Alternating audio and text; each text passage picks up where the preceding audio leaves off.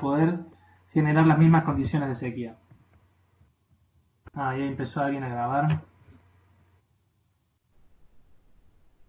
Bueno, esperemos que funcione bien. Bueno, entonces la idea era generar este sistema porque teníamos que testear la sequía en muchos fenotipos diferentes para evitar este efecto confundido de que cada planta transpira diferente, y queríamos esta sequía controlada. No teníamos acceso a estas plataformas modernas como la que vimos de Santiago ahí en Francia, pero queríamos esta plataforma que, no sé si ven ahí, la idea era tener una tasa similar en los genotipos y que lleguen también a un nivel similar, cercano al 15%, con cierto nivel de variación, pero mucho más controlado. Bueno, se nos planteaba esta diferencia, ¿no? En las plataformas, como la que vimos el otro día de Santiago, el método de pesado, de estimación de la humedad del suelo, es gravimétrico, es decir, se pesan las macetas. Para eso uno necesita una infraestructura grande, como la que vemos acá en estas fotos, donde o bien se mueven las plantas a un lugar donde se pesan y se miden varias cosas, como el sistema que mostró Santiago, o como este otro que se ve en el medio, el sistema automático que hay en Balcarce. No sé si lo conocen, un sistema muy interesante, donde hay un brazo robótico que se va moviendo y va pesando en las macetas. ¿Se perdió la presentación? No sé si alguien tocó algo ahí. Acá lo de nuevo.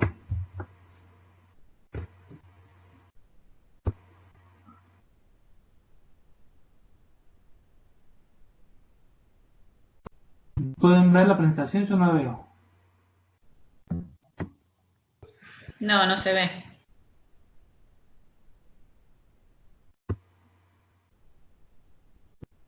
Bueno, le voy a cargar de nuevo.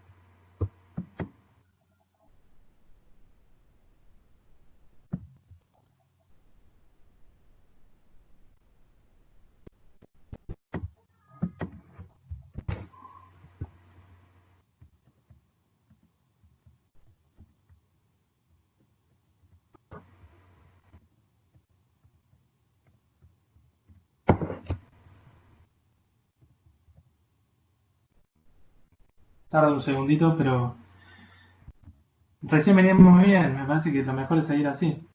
No sé qué puede haber pasado. ¿Ahora lo ven? Ahora sí. Sí, se ve perfecto. Bien. Bueno, entonces lo que les decía es, estaba esta posibilidad de usar métodos gravimétricos, pero para eso necesitamos muchas balanzas, como en este sistema automático que hay en Balcarce o las plataformas como los que hay en diversos lugares del mundo. No tenía fondos como para hacer algo tan ambicioso y tenía estas cámaras de crecimiento que eran lo único que tenía. En definitiva, no tenía una gran superficie para usar. Entonces, esta opción que había conseguido con Alex, este estudiante de horticultura, de usar, como ven a la derecha, estos sensores para medir directamente la humedad del suelo, me pareció lo más lógico. Entonces, como ventaja y desventaja, lo que muestro ahí, el método gravimétrico, necesitamos una infraestructura que es muy costosa, pero además había un segundo problema que necesitamos estimar el peso de la planta. Es decir, cuando medimos la humedad del suelo por el método gravimétrico, lo que hacemos es pesar el agua y pesar el sustrato. Pero en la medida que va creciendo la planta, hay un peso, un error que hay que estimarlo para poder determinar cuál es el porcentaje de humedad del suelo. Entonces lo que se hace normalmente en estos sistemas es tener algunas plantas extra, se cortan esas plantas, se pesan y podemos descontarle el peso de la planta a nuestra estimación de humedad. O sea, también tiene un error propio estos sistemas gravimétricos. En cambio, el sensor es de medición directa, no tenemos el problema del crecimiento de la planta Y tenemos distintos tipos de sensores con distintos costos. Este que les estoy mostrando ahora, a la derecha, es el que yo usé, es de Decagon, y dentro de ese formato es de muy buena calidad. Yo me acuerdo que costaba unos $90 cada sensor, pero compramos también algunos sensores muy baratos, genéricos de $5. Hicimos un experimento con un profesor de ingeniería y la verdad que andaban muy bien, comparamos a los dos sensores, andaban muy bien hasta el 20% de humedad. Por debajo de eso, los genéricos no medían para nada bien. Entonces, bueno, decidimos tener uno que fuera de mejor calidad, de Decagon, porque justamente queríamos un nivel bajo de humedad. Hicimos una calibración de los sensores, es decir, este sensor lo que mide es voltaje y después con una fórmula lo convierte en porcentaje de humedad. Si bien estos sensores vienen con alguna fórmula de calibración para cada sustrato, nos pareció mejor hacer una calibración específica. Simplemente pusimos tubos con este sustrato que estábamos usando y con un contenido de agua conocido y medimos el voltaje para poder tener nuestra curva de calibración como ven ahí. Bueno, estos son los componentes del sistema. Como pueden ver, a la izquierda lo que se ve son los solenoides, son las válvulas que abren y cierran las mangueras para el riego. Esta es la parte de abajo de la cámara de crecimiento, es decir, están debajo de las plantas, y usé un solenoide para cada planta. Eso encareció evidentemente el sistema, pero la verdad que no encontramos otra forma. Quisimos ver si podemos usar un solenoide cada 5 plantas, pero de manera práctica no lo podemos hacer. Bueno, ustedes ven entonces unos caños que distribuyen el agua, está cada solenoide con su fuente de electricidad, con sus cablecitos, y después hay una T que sale del solenoide y dos mangueras que van hacia arriba. De manera que cuando se abre el solenoide deja pasar el agua y a la derecha pueden ver las plantas que están arriba de estos solenoides, es una planta de sorgo, con las dos mangueritas que llegan a la planta y tienen una corona de riego, un círculo, con unos reductores de la presión que permiten tirar un volumen conocido de agua. Y además pueden ver al lado de la planta el sensor justamente que mide el contenido de humedad, que está cerca de la zona de riego para poder medir la humedad. Entonces, la idea era eso, que cada planta tenga su sensor para medir la humedad y sus mangueras para poder darle el riego que yo quiero. Bueno, y esto era lo más dificultoso. En esto me ayudó mucho Alex Litvin, era este estudiante de horticultura. Y además me ayudaron dos pasantes de Argentina que estuvieron ahí en ese momento. Facundo Curín, que hoy está haciendo su doctorado con María Elena Otegui en Pergamino, y Juan Panelo, que hoy está haciendo su doctorado en Iowa con la misma profesora, con María Salas. Así que esa experiencia allá en Iowa les sirvió a los dos para después para el doctorado. Bueno, en definitiva, estuvimos como 6 meses, no me acuerdo cuánto, 6 o 8 meses calibrando este sistema. Fue bastante complicado porque no somos expertos en electrónica. Les voy a describir entonces un poco cómo funciona este circuito. Tenemos una batería para darle cierta estabilidad por si había algún corte de luz. Un data logger que se ve ahí a la izquierda de arriba, que era el que tomaba los datos de los sensores, registraba los datos. Esto era un ciclo, cada media hora se cumplía este ciclo, ¿sí? Entonces, registraba los datos, los guardaba para que yo los pueda ver, y una vez que registraba esto, definía cuáles plantas estaban por debajo del límite de humedad que yo había seteado.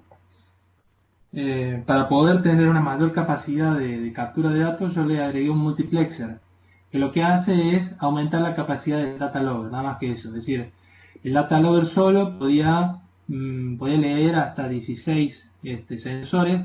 Con el multiplexer, combinándolos ahí con distintos lugares, podía aumentarlo a 48, creo que era. Entonces eso es lo que se ve abajo a la izquierda. el data logger entonces, una vez que registraba los datos y decidía cuáles necesitaban riego, enviaba una señal eléctrica al microcontrolador, que es un Arduino que se ve ahí en el medio, no sé si se ve bien. El microcontrolador es una parte barata, es una placa que ya voy a hablar un poco más en detalle. Recibía estas órdenes, estas señales para decidir cuáles necesitaban riego y manda a través de un channel switch, un dispositivo que mandaba una señal a cada uno de los solenoides, mandaba una señal, cerraba el circuito eléctrico para que se puedan abrir cada una de las válvulas que necesitaban que se abrieran. En general lo abría por unos 10-12 segundos a cada uno de los solenoides. Esto cerraba el ciclo y a la media hora volvía a repetirse. No era súper preciso, es decir, si yo le había puesto un nivel objetivo de 20% de humedad y estaba en 17, quizá con el riego llegábamos a 21 o 22, pero en el transcurso de esa media hora o quizás en la hora siguiente ya se estabilizaba en el nivel que yo quería. Es decir, que durante el día había un buen control. El problema era que a veces estos sensores yo los movía un poco y no quedaban tan cerca del nivel de humedad. Cuando pasaba eso y yo no me daba cuenta, podía seguir regando quizás por 5 horas y perdía una maceta directamente. También tenía sus problemas. Bueno, el microcontrolador que usé se llama Arduino. Es una placa que es muy versátil, es barata, es de código abierto y se puede usar para muchas cosas. Se puede usar para Internet de las cosas, para armar sistemas para prender la luz de una habitación, para automatizar cualquier cosa que queramos, para hacer prototipos, para hacer impresoras 3D, sensores. Me pareció interesante, no sé si han visto las noticias esta semana, que hay un técnico de INTA que está proponiendo hacer respiradores de bajo costo. Bueno, lo está haciendo con Arduino. Entonces, bueno, la cantidad de usos que pueden tener estos dispositivos y además al ser baratos, de código abierto y con una comunidad de usuarios muy, muy grande, me parece que es interesante para nuestra situación de que podamos aprovecharlos en nuestros sistemas. Bueno, armamos el equipo y queríamos probar si andaba bien para nuestro objetivo, para mi objetivo del mapeo por asociación. Entonces hice un ensayo específico para probar el sistema.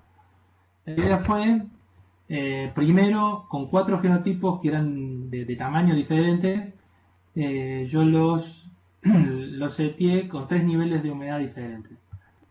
Uno, la línea roja que ven arriba, con alrededor de 30% de humedad, la línea azul con un objetivo de 20% de humedad después de 10 días, y la línea verde con un objetivo de 15% de humedad después de 10 días.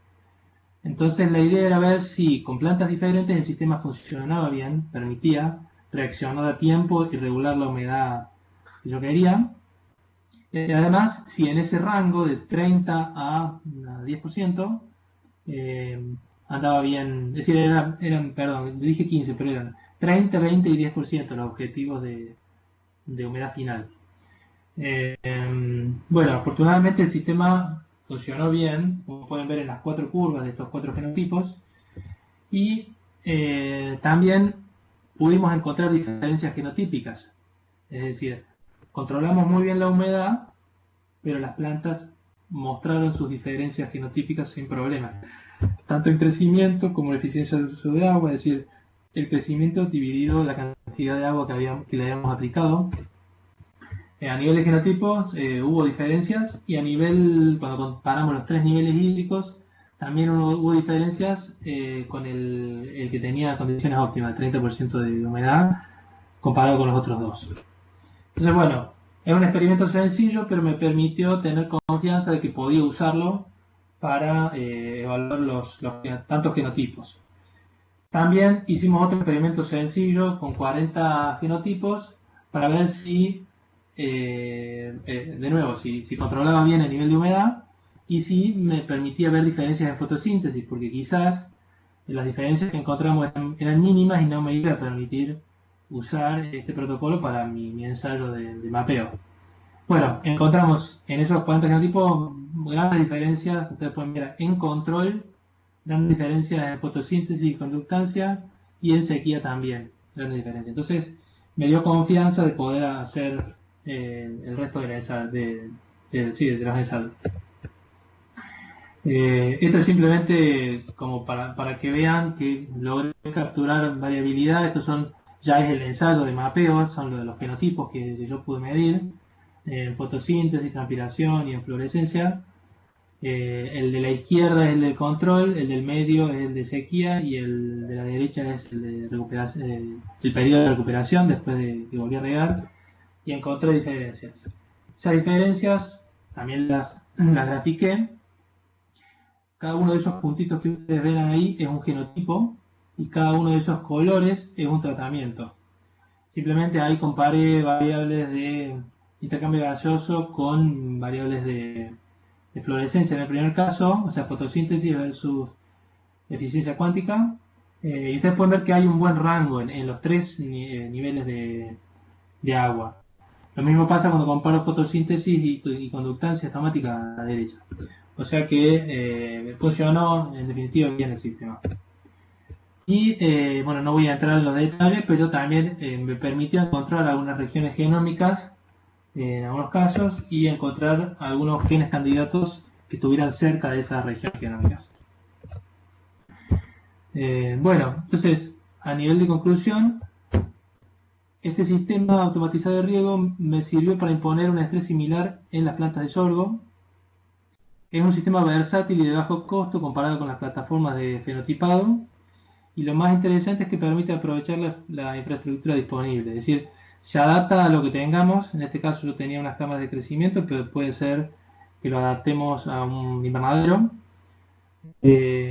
Una cosa que no llegué a explorar es que el Arduino, esa placa que les mostraba, permite poner otro tipo de sensores también, sensores de cámaras, sensores de luz. Permite realmente hacer muchas más cosas de lo que yo utilicé. Y en este caso lo usamos para una tesis, para un proyecto de investigación, pero también se puede plantear como un protocolo más regular para hacer selección de plantas. Eso me parece que es interesante, no solo para investigación, sino que además podemos adaptar invernaderos o cámaras de crecimiento para hacer selección directamente. Por eso me parecía interesante. Y bueno, para terminar, dejo plantear algunas preguntas si quieren que abramos la discusión ahora después de la presentación. Me parece interesante pensar para qué casos o caracteres nos sirve hacer el fenotipado de alto caudal en nuestras condiciones. Quizás haya temas más prioritarios para hacer esto. ¿Qué capacitaciones necesitamos para aprovechar estas herramientas? En mi caso, yo tenía fondos, pero además tenía gente a la que podía consultar, desde la parte de estadística, tenía la parte de ingeniería a la que podía consultar, tenía este alumno de horticultura que tenía mucha experiencia en Arduino. Son cosas en las que quizás no tenemos mucha experiencia y sería bueno pensar cómo podemos interactuar con otros grupos para poder hacer este tipo de desarrollos. Y además, para terminar, se puede plantear ofrecer servicios de fenotipado. ¿Hay algún carácter que quizás haya alguna empresa u otra institución que le interese comprarlo como servicio? Quizá no tiene sentido plantearlo en ese sentido, pero quizá también podría ser una forma de financiar alguno de estos módulos para conseguir fondos.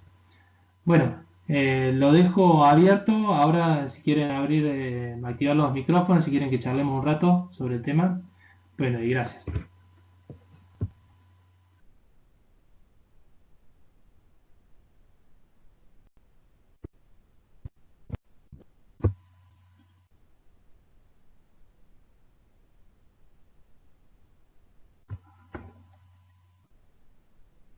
Bueno, ¿alguno quiere hablar? Che, Diego, estuvo bueno, gracias por la presentación, ¿eh? Así que también aparte de mejorador electricista, digamos, o electrónico, te graduaste. No, no, no, tuve mucha ayuda, la verdad que no. Sin la ayuda de esta gente no lo hubiera podido hacer. Bueno, yo eso pensaba, que a lo mejor si no tenemos especialistas en nuestros propios grupos de trabajo, por ahí podemos buscar alguien que nos dé una mano para hacerlo afuera, en la universidad. Bueno, no está acá Leo, no está Lucio, que Lucio es biotecnólogo de Marco Juárez, que está empezando a hacer un par de cosas también de fenotipado. No sé si vos, Leo, querés contar algo de lo que están haciendo. Lucio generó una plataforma de avance de generaciones en lo invernáculo que tenemos en la experimental. La idea es de acelerar lo más posible, hay técnica de speed breeding para hacer en trigo hasta 6 generaciones por año. Y bueno, está tratando también de automatizarla lo más que puede. Va a un ritmo muy lento y todo bastante casero, pero medio que sigue un poco los pasos ahí que estuvo haciendo Diego, digamos, tratando de armar sus propios sistemas para mantener las plantas lo mejor posible en esos invernáculos. La idea era, también le contaba a Diego que por ahí Lucio puede ser un candidato para contar en uno de los seminarios qué es lo que está haciendo y que muestre, tiene muchas fotos y muchas diapositivas para contar cómo está preparando esa plataforma. Buenísimo, sería fantástico. Después lo puedo llamar para ver si no tiene tiempo ahora, lo pasamos para más adelante, pero sería muy interesante que lo presente. La idea es que esa plataforma sirva para avances, generaciones para el programa de mejoramiento y también en el medio se van a implementar selección asistida por marcadores. Buenísimo, buenísimo. Sí, yo le veo mucho potencial a esto porque justamente te permite aprovechar la infraestructura que ya tenemos, que en muchas de las experimentales hay cámaras de crecimiento y invernaderos. Yo acá alguien me pregunta, Melissa me pregunta por el costo. Yo no me acuerdo exactamente. Por suerte en ese lugar tenía fondos para gastar y incluso quemé varios transformadores antes de llegar al modelo definitivo. Yo creo que en total gasté unos $20.000. Pero bueno, hay que compararlos con las plataformas que quizás cuestan millones de dólares. Es decir, es una plata, pero quizás estemos en condiciones de llegar, o quizás abaratando en algunos componentes nos sale más barato. De hecho, Lucio creo que no ha gastado tanta plata en esto que vos contabas, Leo. No, ni ahí, ni ahí. Todavía no tiene lo del riego, pero me parece que no. Sería casi imposible que pudiéramos gastar esa plata en una plataforma. Pero también eso, por ahí hay componentes que acá están relativamente más baratos de lo que usaste. Por ejemplo, un Arduino me parece que es barato, no son cosas muy caras. Y por ahí, digamos, hay cosas que se pueden comprar mucho más barato acá en Argentina. Sí. El Arduino yo me acuerdo que costaba unos 35, $40 y quizás esté en ese precio acá también. No sé, no me he fijado. Sé que se consigue, pero no me he fijado. Pero no es una cosa inaccesible un Arduino. Pero bueno, también me parece interesante que plantearse cuáles serían los caracteres que uno priorizaría en este caso. Es decir, quizá tolerancia a estrés, quizá enfermedades. ¿Dónde sería más útil este tipo de plataforma? No sé si alguien tiene alguna idea. Diego. Hola, Diego. No sé con quién me superpuse. No, habla, Pauli. Después hablo yo, soy Gaby Soto. ¿Qué haces, Gaby? ¿Cómo estás? Bueno, voy a contar un poquito la experiencia nuestra en el grupo de Girasol de Biotecnología en Castelar, el grupo de Norma y Ruth. Yo soy Paula Fernández. Trabajo en particular en el carácter de senescencia foliar en Girasol, pero también estuvimos haciendo cosas en estrés hídrico. Inicialmente lo que hicimos fue fenotipar con sensores de voltaicos, potencial agua y demás. Eso lo hicimos nosotros de manera bastante casera en uno de los invernáculos de biotecnología del INTA Castelar.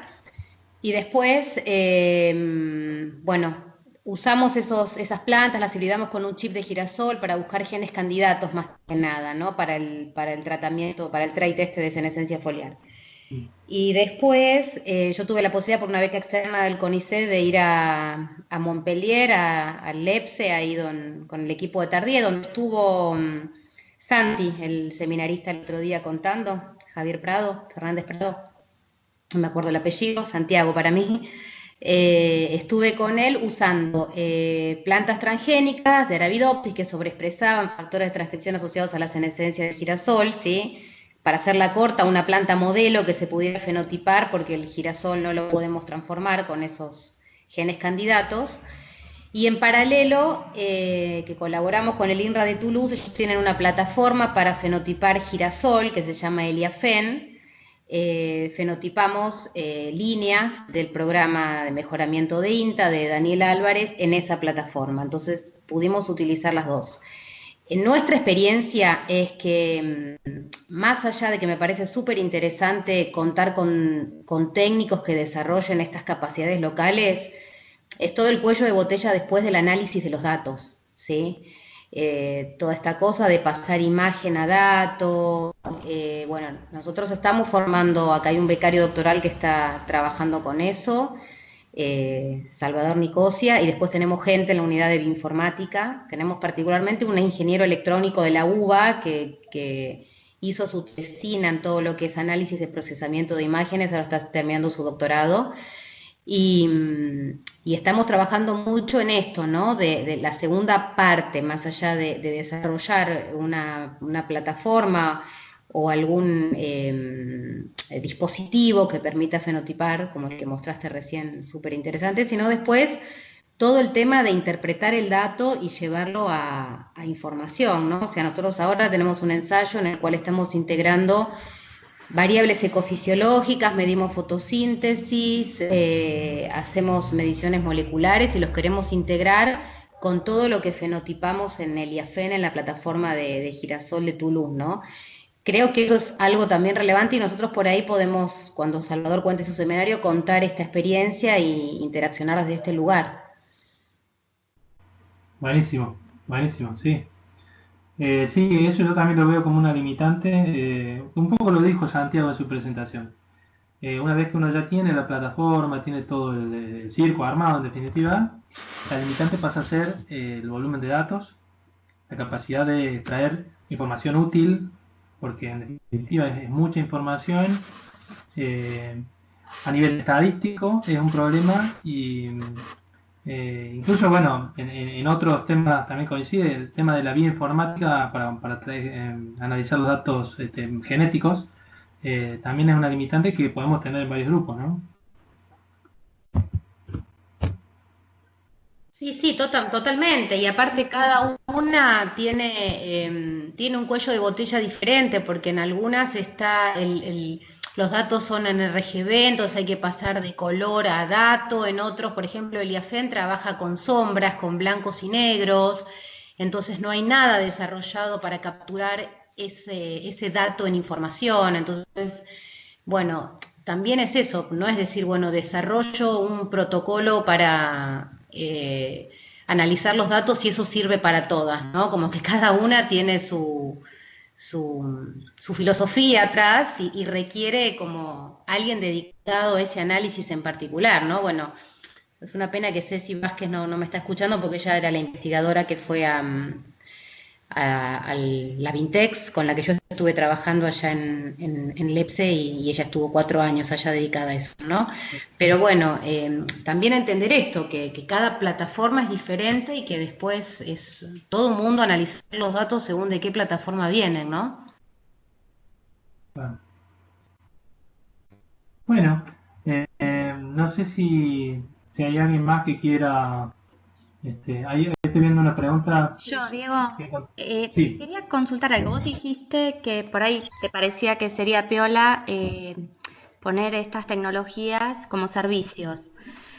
También puede ser posible hacerlos como colaboración entre distintos investigadores de INTA con distintos proyectos. Por ejemplo, en nuestro grupo a mí se me ocurre que estaría bueno evaluar usando estos sistemas, algunos cultivos o incluso plantas como las que mencionaba Paula, plantas modelos como Arabidopsis o cultivos tipo alfalfa que tenemos modificadas y que creemos que pueden tener diferencias en estos caracteres que vos podías medir.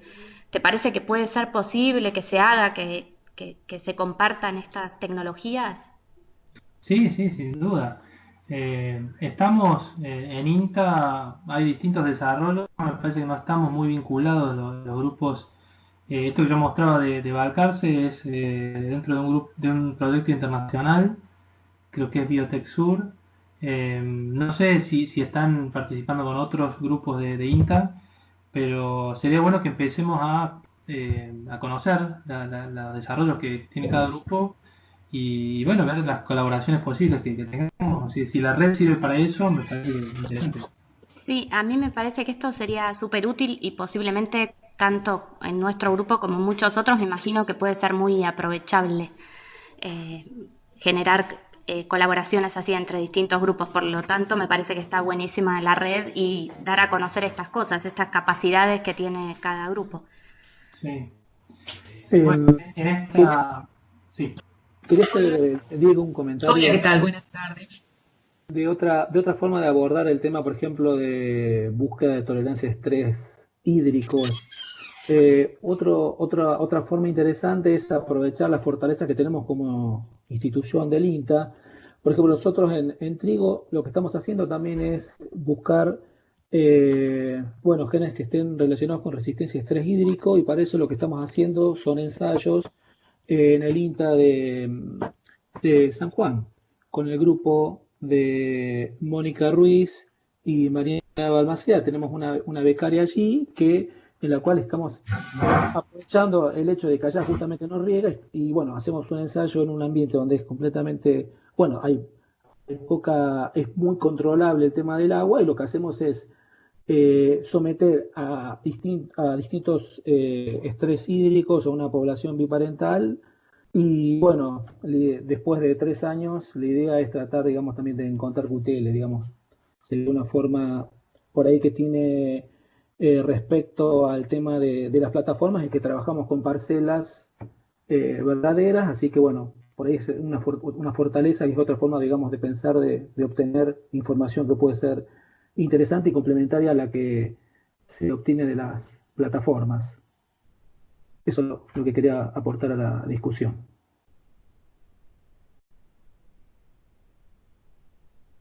Buenas tardes, Norma Paniego. Yo quería aportar algo también, sumando a lo de Paula, y es que en su momento no sé si estás en contacto con Claudia Vega, pero ella y Salvador Prieto estaban trabajando con sensores para, eh, bueno, no sé si específicamente para estrés hídrico, pero sí para controlar los parámetros eh, de irrigación y humedad. Y bueno, a nosotros, por otro lado, nos interesaría participar en algún proyecto así. Tenemos algunos insumos que podemos aportar en su momento. La experiencia que comentó Paula, que nosotros hicimos, fue tratar de controlar el riego midiendo con sensores Vegetronics, y creo que anduvo bastante bien. Nosotros tenemos esos insumos, no me acuerdo cuántos, y también tenemos electroválvulas, que digamos en su momento fue una inversión importante que hicimos, y, y bueno, en este momento los ensayos de estrés hídrico los estamos haciendo en Manfredi, así que sería por ahí interesante poder trabajar, y ahí dice Paula que son 25 sensores, poder tal vez trabajar en un sistema así. La persona que está haciendo su tesis con esto ahora es Nicolás Haynes, trabajando con Daniel Álvarez, y Claudia Vega es también asesora del proyecto.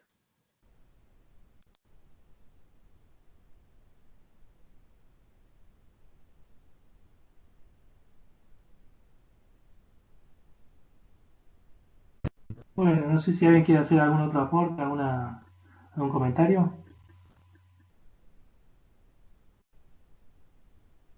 Hola, ¿qué tal? Buenas tardes. No sé si me escuchan, tengo problemas con el Sí, sonido. sí, te escuchamos. Soy mi Bavera. Me voy a despegar un poco de los vegetales, que veo que un 90% son vegetales. Yo trabajo en mejoramiento genético animal en Rafaela, en el INTA de Rafaela. Específicamente respecto a la generación de herramientas de ese tipo, un tiempo atrás, el año pasado, me di cuenta que había un convenio regional que había firmado la Estación Experimental de Rafaela junto con las escuelas primarias de Rafaela. En Rafaela tenemos una escuela técnica a la que acudieron mis hijos varones y por eso me di cuenta de esto. Y yo los veía desarrollar herramientas que a nosotros nos podían llegar a servir como para medir, para tomar medidas fenotípicas mucho más exactas, de decirlo de alguna forma.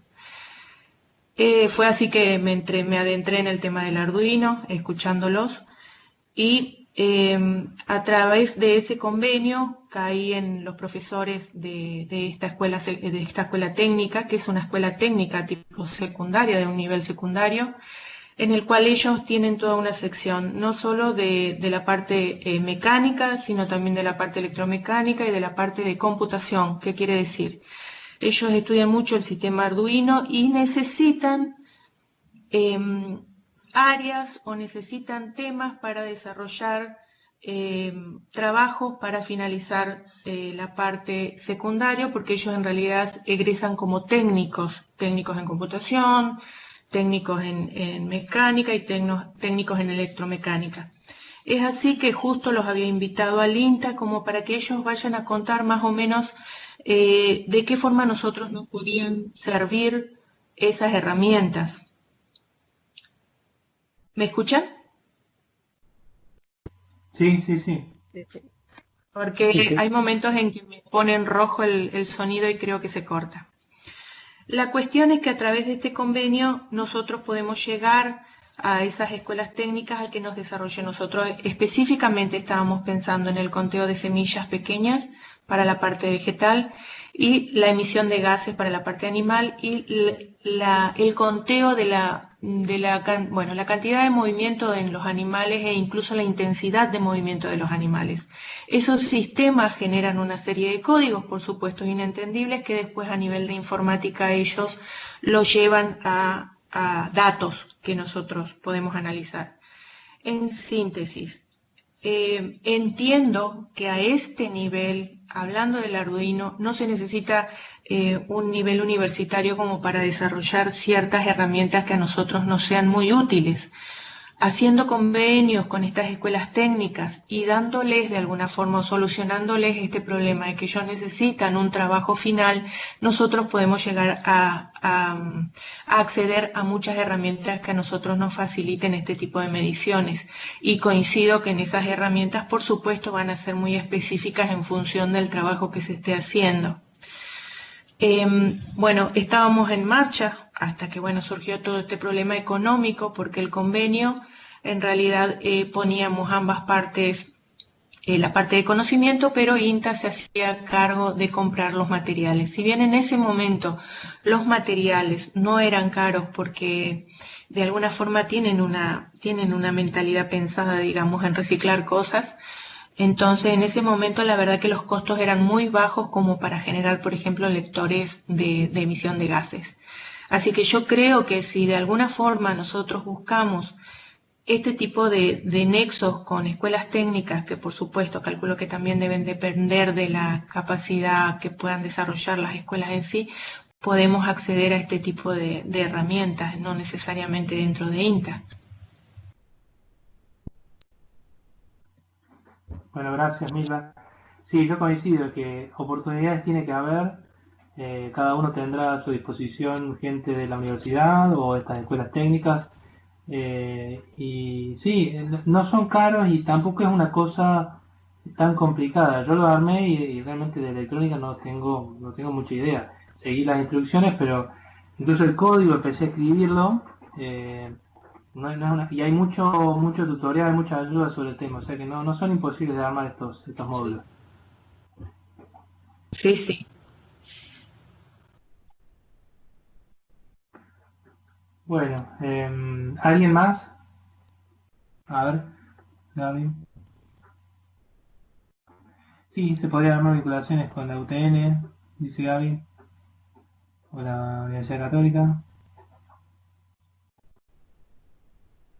Sí, bueno, lo que quería en esta presentación era mostrar este sistema, pero además quería como dejar la idea de que me parece que tenemos posibilidades de armar estos sistemas y de que ya hay algunos desarrollos como esto que contaba Leo en Marco Juárez. En Pergamino hay una escuela, en Lunova. Bien. Bueno, en todo caso me parece que también sería bueno que aquellos que desarrollen estas ideas, como vos contabas, Milva, sería bueno que lo cuenten para que estemos al tanto, porque no sé si quizás más adelante con una presentación o si no, simplemente que nos comenten en algún mail o de alguna manera para saber qué utilidad le están dando. No sé si Milva todavía estás.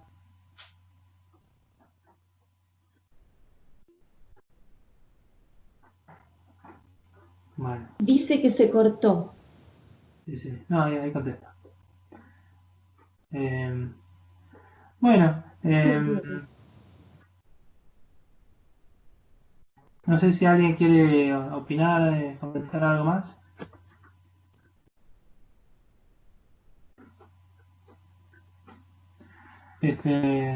Bueno, muchas gracias entonces a todos por conectarse. Les pido disculpas nuevamente porque la comunicación no fue buena. Hasta que no tenga la lista de distribución voy a tener problemas para mandar mails. Y esto me agarró un poco de sorpresa porque la gente de informática no está en sus oficinas. Diego, perdón, Leo, una cosa, no sé quién es el que está grabando, pero hay varios que pidieron si después poder repartir la grabación del seminario. Sería buenísimo, sí. No sé quién está grabando. Yo estoy grabando, yo soy Gaby Soto, pero no estoy segura cómo va a quedar. Sí, lo mando, después te lo mando, Leo, para que lo distribuya. Buenísimo. Dale, a Diego, gracias. Dale, gracias, Gaby. Gracias, Leo. Sí. Mándamelo a mí y yo lo distribuyo. Y bueno, en esta situación tan particular que estamos, me pareció bueno empezar con seminarios y además, más allá de la cuarentena, con esto de que no tenemos presupuesto para reuniones presenciales, me parece que una forma de comenzar con las redes con estos seminarios y bueno, más adelante ya tendremos cosas más concretas de capacitación. Y bueno, muchas gracias a todos y seguimos en contacto. Muchas gracias a vos, excelente idea. Muchas gracias. Buenísimo. Chau. Que andan bien. Chao. Gracias, hasta luego. Chau. Gracias.